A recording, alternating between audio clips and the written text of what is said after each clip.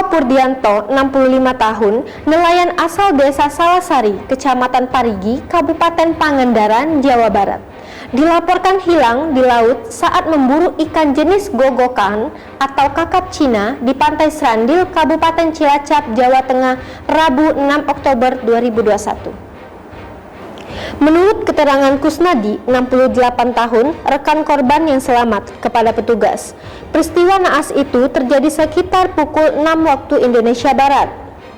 Saat menebar jaring, korban melihat ikan gogokan atau kakap Cina timbul mengambang dari jaring, kata Kepala Kantor Pencarian dan Pertolongan Basarnas Cilacap, Inyoman Sidakarya. Setelah itu, lanjut Inyoman, korban terjun ke laut untuk menangkap ikan tersebut. Namun, korban ternyata tak muncul lagi ke permukaan. Kusnadi mengaku sempat menunggu rekannya itu selama 2 jam.